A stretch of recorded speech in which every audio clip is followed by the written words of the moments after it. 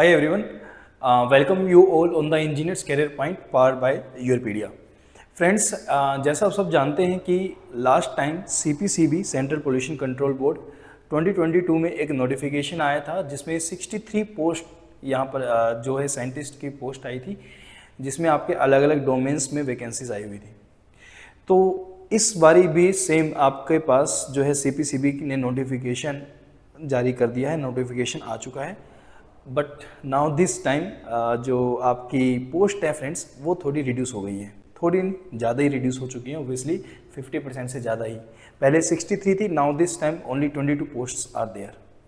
सो यहाँ पर जो मैं आज की जो वीडियो बना रहा हूँ फ्रेंड्स वो ये है कि आपको मैं दो सब्जेक्ट्स की एनालिसिस करके बता रहा हूँ। दो सब्जेक्ट्स जो है, दो डोमेन जो है, एक है आपका एनवायरमेंट इंजीनियरिंग वाला एंड सेकंड जो है एनवायरमेंटल साइंस वाला।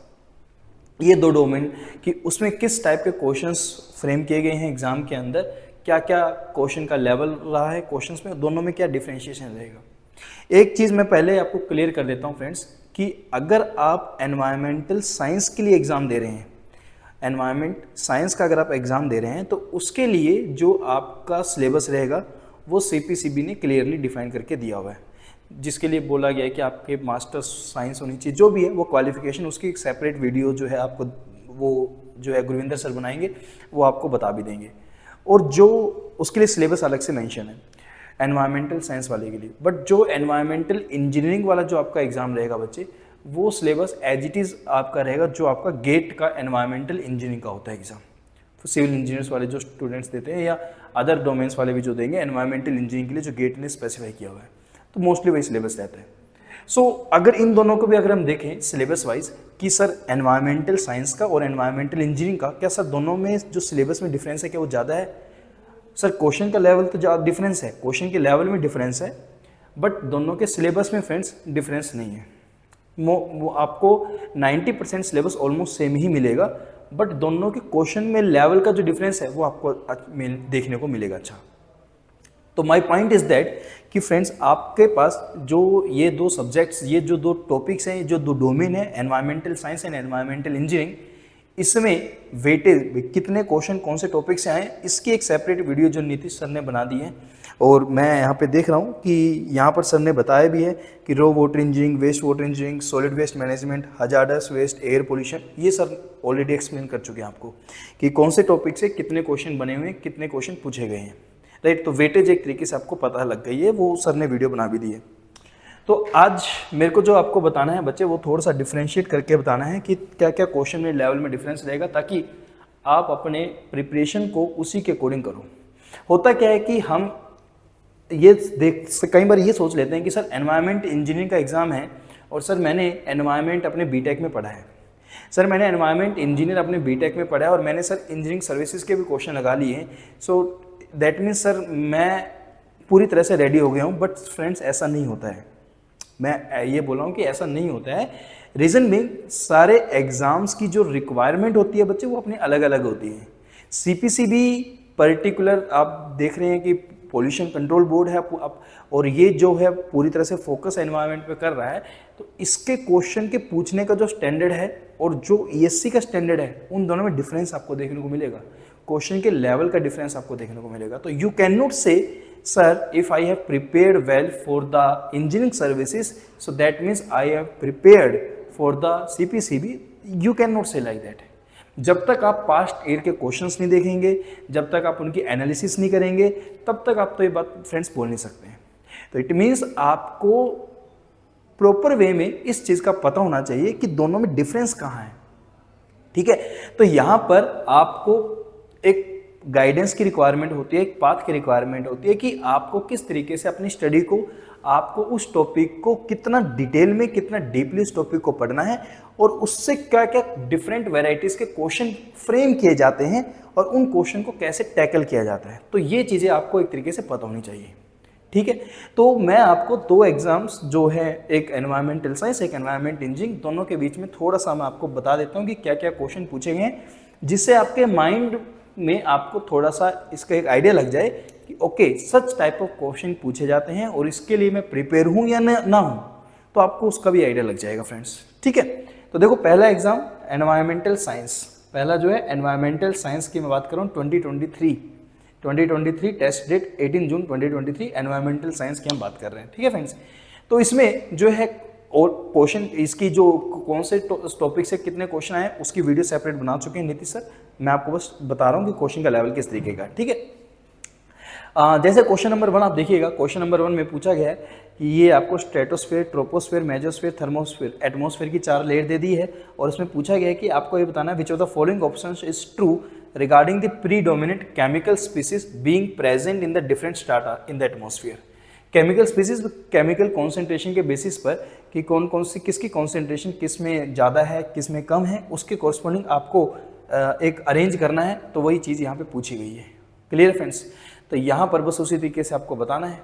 तो ये चीज़ मेंशन ऑलरेडी, तो अरेंज नहीं करना है, बस आपको बताना है कि कौन कौन सी करेक्ट है। क्या स्ट्रेटोस्फेयर में ओजोन मिलता है, क्या ट्रोपोस्फेयर में N2O2 CO2 मिलता है, तो आपको बताना है कि कौन सा ऑप्शन करेक्ट है कौन सा।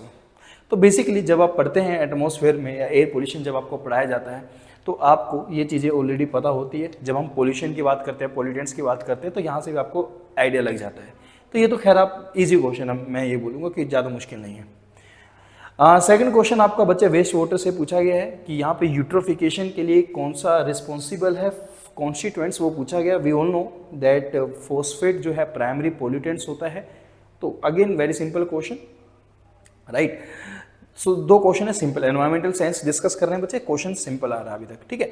उसके बाद देखिएगा sloughing is very common in attach growth system, यहाँ पर ट्रिकलिंग फिल्टर की बात कर रहा है, रोटेटरी बायोलॉजिकल कॉन्ट्रैक्टर, इसमें बोल रहा है स्लोगिंग एक कॉमन फिनोमिना देखने को मिलता है, very common in attach growth system because which one of the more of the following fill the above blanks. तो आपको बस स्लोगिंग के बारे में पता होना चाहिए। स्लोगिंग क्या होती है, बेसिकली जो बायोमास होती है वो अपने डी अटैच हो जाती है, बेसिकली जो बायोमास पार्टिकल के ऊपर अटैच होती है, फिर उसके बाद वो रिमूव हो जाती है वहाँ से due to the turbulence of the waste water flow. So basically आपको बस ये चीज़ें पता होनी चाहिए, यही क्वेश्चन आपसे पूछा गया है। तो अब देखो ये क्वेश्चन आया है यहाँ पे, ठीक है, ये आपका क्वेश्चन है जो आपका थोड़ा सा बायो से रिलेटेड हो जाएगा, लाइफ साइंस से रिलेटेड।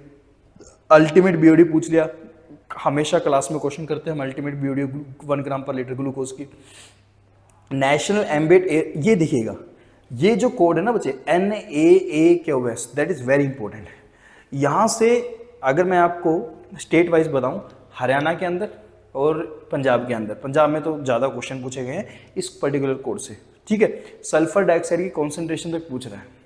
सल्फर डाइऑक्साइड की कॉन्सेंट्रेशन कैसे मेजर करते हैं, सल्फर डाइऑक्साइड को कैसे बताते हैं मेजर करते हैं, तो वो सब पूछ रहा है, वो इस कोड से बताई गई है। तो ये सब चीज़ें हैं बच्चे, देखो ये वाला क्वेश्चन भी आया हुआ है यहाँ पे, सल्फर डाइऑक्साइड कैसे मेजर करते हैं, राइट। तो ये सब इसके ऑप्शंस हैं। तो आप यहाँ पे, तो ये कोड सबसे इंपॉर्टेंट रहता है NAAQS, ये चीज़ इंपॉर्टेंट है। तो यहाँ पर इसको हम पढ़ना है, बस आपको बस ये पता होना चाहिए इसके बारे में, पढ़ोगे तो आपको सारी चीज़ें क्लियर हो जाएगी। तो कहने का मतलब है कि कुछ याद करने वाली चीज़ें होती हैं। अब सारी चीज़ों के पीछे लॉजिक तो ढूंढ नहीं सकते, तो कुछ चीज़ें याद, डाटा वाली चीज़ें होती है तो आपको याद रखना होता है। तो जैसे टेबल वगैरह होती है, वहाँ के भी क्वेश्चन आए हुए हैं, तो यहाँ से भी आपको कुछ चीज़ें याद रखनी है। तो वेरी सिंपल क्वेश्चन, एवरी पढ़ोगे तो आपको चीज़ें क्लियर हो जाएंगी, ठीक है। तो यहाँ पर एनवायरमेंटल साइंस के अगर हम क्वेश्चन का लेवल देखें तो कोई ज़्यादा टफ नहीं है। मैं ये भी नहीं बोलूँगा फ्रेंड्स कि बिल्कुल ईजी है, बिकॉज ईजी तो उनके लिए होगा ना अगर आप सारे क्वेश्चन देखेंगे आसानी आए हुए हैं और आपने देखा और क्वेश्चन आपका आ गया, ऐसा नहीं होता है। एक्चुअली क्या है कि मैं ये बोलूँगा कि ईजी से थोड़ा सा ऊपर है, मॉडरेट भी नहीं बोलूँगा, मॉडरेट से थोड़ा कम है, ईजी से थोड़ा ऊपर है। इसका रीज़न ये है फ्रेंड्स कि हम इन क्वेश्चन को तभी लगा पाएंगे अगर हमने सब पढ़ा होगा। देखिए हमें क्वेश्चन तब मुश्किल लगते हैं जब हमने पढ़ा नहीं होता है। अगर कोई चीज़, कोई टॉपिक मैंने छोड़ दिया है और उस टॉपिक से क्वेश्चन आया, तो मैं ये नहीं बोल सकता ना कि पेपर का लेवल मुश्किल है, पेपर का लेवल आसान है, क्योंकि मुझे पता ही नहीं है उस टॉपिक के बारे में। तो how can I comment on that topic अगर मैंने पढ़ा ही नहीं उसके बारे में। तो अगर मैंने पढ़ा है और उस पढ़ने के बाद जो क्वेश्चन के पूछने का वे है कि कहाँ तक कितना डीपली क्वेश्चन पूछा, तभी तो मैं कमेंट कर पाऊंगा। तो बेसिकली अगर मैं आपको यहाँ पे बताऊं कि क्वेश्चन यहाँ से जो पूछे जा रहे हैं वो इतना डिटेल में, इतना डीपली नहीं पूछे जा रहे हैं आपसे इस टॉपिक के अंदर। तो आपको एक अगर आपने एक बारी चीज़ें पढ़ ली, पूरे लेक्चर्स आपने पढ़ लिए हैं, पूरे क्लासेस आपने गो थ्रू किया है, तो आपको क्लासेस में से ही काफ़ी चीज़ें याद रहेंगी आपके माइंड के अंदर कि हाँ हमने इस तरीके से चीज़ें पढ़ी थी और वही चीज़ें जो है एक तरीके से पूछी जा रही है। ठीक है। तो जो एनवायरमेंटल साइंस वाला एग्जाम है वो इतना टफ नहीं है बच्चे एज कम्पेयर टू अदर। जैसे यहाँ पर देखो क्लोरोफ्लोरोकार्बन की बात हुई थी कि इंटरनेशनल एग्रीमेंट जो साइन हुआ था 1987 में टू फेज आउट क्लोरोफ्लोरोकार्बन जो ओजोन डिप्लीटिंग सब्सटेंस है, तो कौन सा सबको पता है मॉनिट्रल प्रोटोकॉल रहता है इसके अंदर। तो अगर आपने एक बार क्लासेस लगाई हैं, क्लासेस लगाते ही आपको ये क्योटो प्रोटोकॉल, मॉनिट्रल पेरिस एग्रीमेंट, ये सारी चीज़ें तो आपको ऐसे समझ आ जाएंगी। तो इसके लिए तो पढ़ने की जरूरत भी नहीं है। तो आधी चीज़ें तो आपको क्लास में पढ़ी हुई मिलेंगी और वहीं से चीज़ें आ जाएंगी। आधे के लिए आप सेल्फ प्रैक्टिस करना, जितनी ज़्यादा सेल्फ प्रैक्टिस करोगे उतना ही आपके लिए रहेगा अच्छा, ठीक है ना। तो ये जो क्वेश्चन है सारे के सारे, ये सारे क्वेश्चन आपके साइंस के क्वेश्चन है, एनवायरमेंटल साइंस के क्वेश्चन है, ठीक है। क्वेश्चन देखने में थोड़े लेंथी लग रहे हैं बट क्वेश्चन लेंथी नहीं है, क्वेश्चंस लेंथी नहीं है, देखने में थोड़े लेंथी लग रहे हैं। तो है ठीक है, ठीक ठाक क्वेश्चन है, कोई ज़्यादा मुश्किल भी नहीं है। तो एक बार पढ़ेंगे। अब अगर मैं बोलूँ कि बिल्कुल ही सिंपल क्वेश्चन है तो मैं नहीं बोलूँगा, क्योंकि सिंपल तो नहीं है भाई, मैं नहीं बोल रहा हूँ सिंपल है। हाँ, मैं ये बोल सकता हूँ कि सिंपल से जाते जाते मॉडरेट की तरफ जा रहे हो, बट मॉडरेट से थोड़ा सा कम है एग्जाम का लेवल, मॉडरेट से थोड़ा सा कम है, ठीक है। क्योंकि ये सारी चीज़ें हमने करी हुई है और ये हम वेरी इजली सोल्व कर सकते हैं अगर हमने क्लासेस अच्छे से लगाई हैं तो।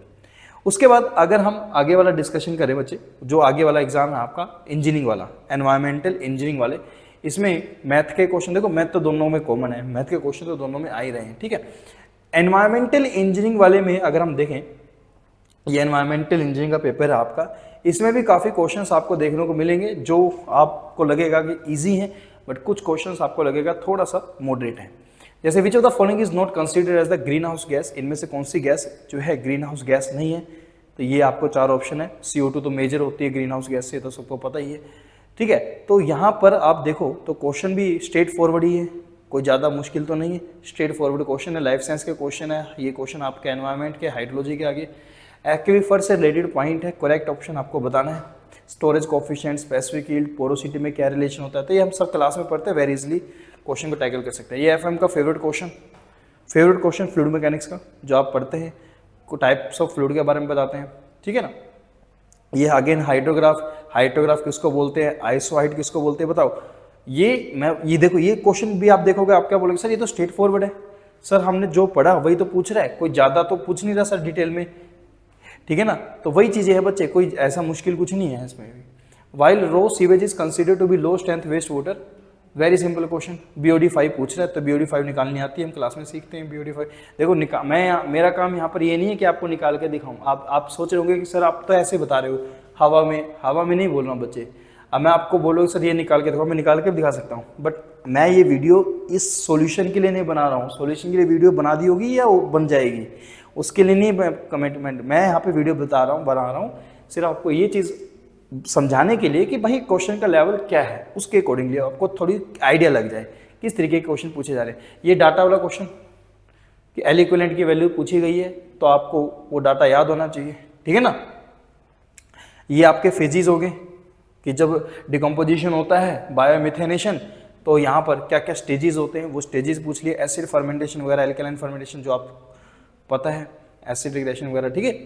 तो ये सारे क्वेश्चंस है बच्चे जो आप देख सकते हैं कि यहाँ पर भी आप देखोगे तो इजी क्वेश्चन है, काफ़ी इजी है। तो मैं एनवायरमेंटल इंजीनियरिंग में तो आपको यही बोलूँगा कि बच्चे क्वेश्चन ना इजी हैं इसके अंदर। जो साइंस वाले क्वेश्चन थे उसको अगर मैं बोल रहा हूँ मॉडरेट की तरफ है, तो एनवायरमेंटल इंजीनियरिंग के क्वेश्चन तो और भी ईजी बन रहे हैं आपके क्वेश्चन। ये देखो सॉलिड वेस्ट मैनेजमेंट का क्वेश्चन है, कौन सा सोर्स रिडक्शन की अप्रोच है। लैंड फिलिंग इंसिनरेशन तो आप सबको पता है कि भाई ये तो डिस्पोजल के मेथड होते हैं, है ना। तो लेस पैकिंग और प्रोडक्ट रीयूज, सोर्स रिडक्शन की बात कर रहा है क्योंकि।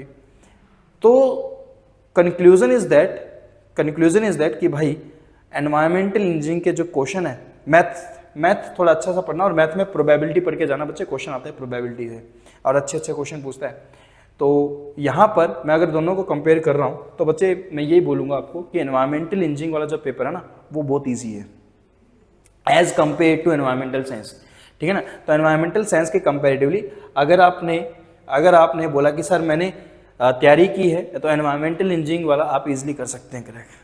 अब साइंस वाला भी कर सकते हैं, मैं ये नहीं बोला, बट कंपैरेटिवली थोड़ा सा आपको मॉडरेटली प्रिपरेशन करनी है उसकी और अच्छे से पढ़ना है। लेकिन इसमें आप टेक्निकली वाली चीज़ें आपको थोड़ी ज़्यादा मिल रही हैं, ठीक है, क्योंकि ये आप इस सभी लोगों ने पढ़ा हुआ है ये सारी चीज़ें जो सिविल इंजीनियर्स हैं, एनवायरमेंट के अंदर हम सब पढ़ते हैं, ठीक है फ्रेंड्स।